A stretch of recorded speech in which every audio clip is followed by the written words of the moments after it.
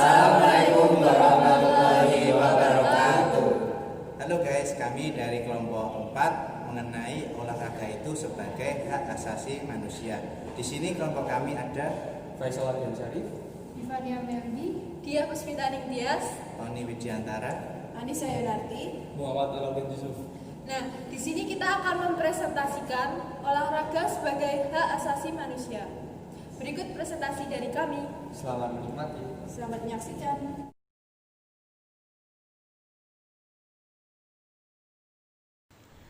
Saya Ivania Meldi. Sebelum masuk ke dalam materi, olahraga sebagai hak asasi manusia, saya akan menjelaskan mengenai pengertian olahraga. Nah, secara umum, olahraga merupakan segala aktivitas fisik atau gerak badan yang dilakukan manusia dengan teknik tertentu untuk membentuk tubuh atau jasmani dengan intensitas tertentu, serta ada batas waktu dan tujuan tertentu. Jadi, di dalam olahraga itu terdapat waktu pelaksanaan serta untuk mencapai tujuan tertentu. Nah, salah satu tujuannya yaitu untuk menghindarkan tubuh dari resiko penyakit serta menyehatkan tubuh. Nah, yang selanjutnya di slide kedua ada manfaat olahraga dalam kajian sosiologi. Secara sosial, olahraga dapat digunakan sebagai media sosialisasi melalui interaksi dan komunikasi dengan orang lain atau lingkungan sekitar, sehingga dari berolahraga tercapailah suatu hubungan individu satu dengan individu lainnya pada tim atau suatu organisasi. Jadi, dari hubungan yang tercipta dari olahraga tersebut, maka setiap orang mempunyai hak untuk memilih atau menekuni suatu cabang olahraga atau bebas berpartisipasi dalam suatu olahraga tanpa adanya paksaan dan larangan ataupun membeda-bedakan satu orang dengan orang lainnya untuk masuk dan menekuni suatu olahraga. Selanjutnya, saya Dia Puspitaning Tias. Saya akan melanjutkan materi yaitu tentang pengertian hak asasi manusia.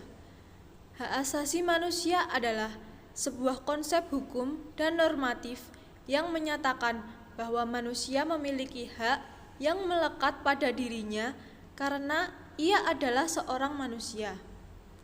Hak asasi manusia berlaku kapanpun, dimanapun, dan kepada siapapun sehingga sifatnya universal.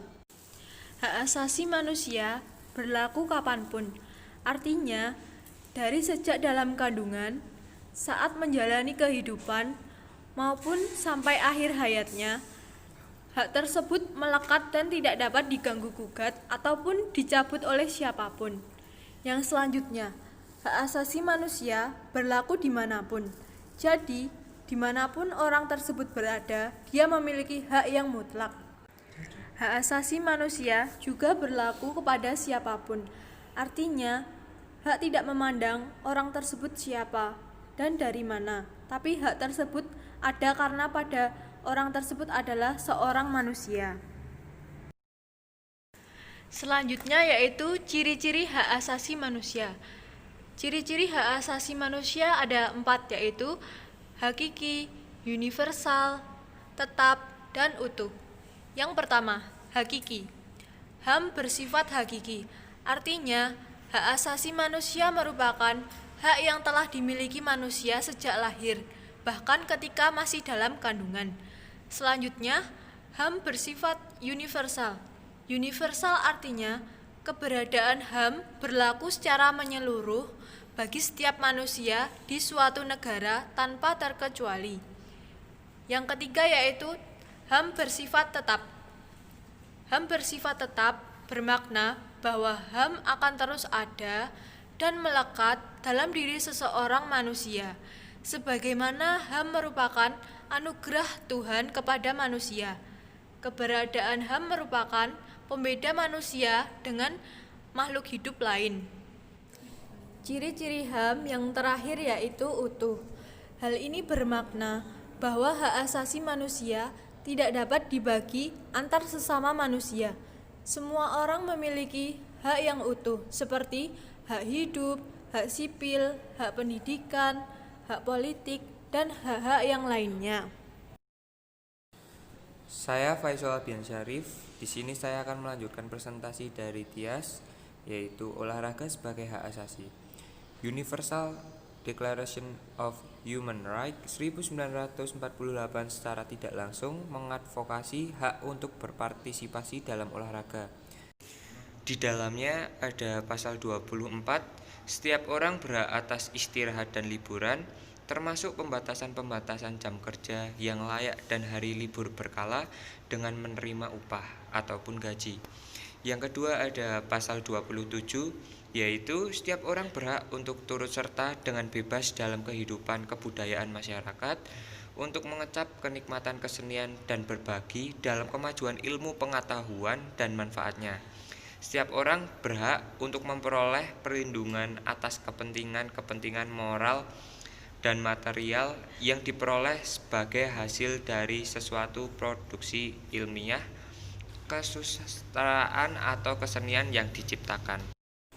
Olahraga sebagai hak asasi Universal Declaration of Human Rights tahun 1970 secara khusus mengumandangkan hak untuk berpartisipasi untuk olahraga dan aktivitas jasmani. European Sport for All 1976, pasal pertama, setiap individu memiliki hak untuk berpartisipasi dalam olahraga, yaitu setiap individu bebas memilih olahraga yang diinginkan atau yang diharapkan. Yang kedua ada Konferensi UNESCO mendeklarasikan International Charter of Physical Education and Sport. Dengan pasal pertama, praktik pendidikan jasmani dan olahraga merupakan hak mendasar bagi semua orang.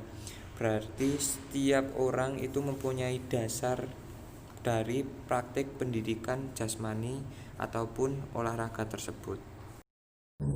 Selanjutnya saya, Tony Widiantara, akan menyampaikan pendapat terakhir bahwa olahraga sebagai hak asasi manusia. Pendapat terakhir yaitu menurut IOC. Jika teman-teman belum tahu, IOC merupakan singkatan dari International Olympic Committee atau Komite Olimpiade Internasional, adalah organisasi internasional independen yang berkomitmen untuk membangun dunia yang lebih baik melalui olahraga. IOC bertindak sebagai katalis yang menyatukan semua pihak, mulai dari NOC, IF, atlet, OCOG, Mitra Olimpiade Sedunia, Mitra Siaran, hingga Perserikatan Bangsa-Bangsa atau PBB. Di sini IOC menyatakan bahwa berolahraga merupakan hak asasi manusia. Jadi, setiap individu harus memiliki kemungkinan untuk berolahraga sesuai dengan kebutuhan mereka. Nah, dari berbagai pasal tersebut menjadi provisi yang memungkinkan perkembangan olahraga sebagai hak asasi manusia.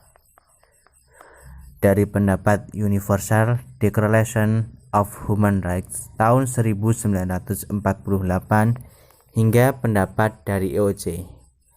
Secara garis besar, mereka berpendapat bahwa olahraga merupakan hak asasi manusia. Materi selanjutnya adalah hak memilih olahraga. Hak memilih olahraga diatur dalam Undang-Undang Nomor 3 Tahun 2005 tentang Sistem Keolahragaan Nasional.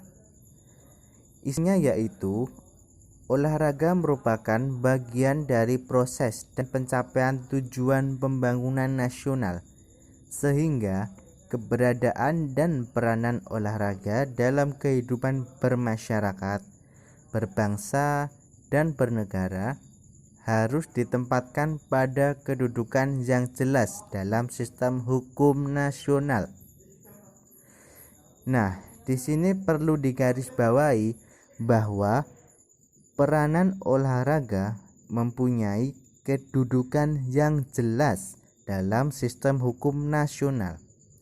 Artinya, setiap orang dalam memilih olahraga ataupun berpartisipasi dalam suatu cabang olahraga merupakan suatu hak yang dimiliki setiap orang dan bersifat mutlak. Kenapa demikian? Karena olahraga sebagai hak asasi sudah diatur dalam sistem hukum nasional ataupun internasional.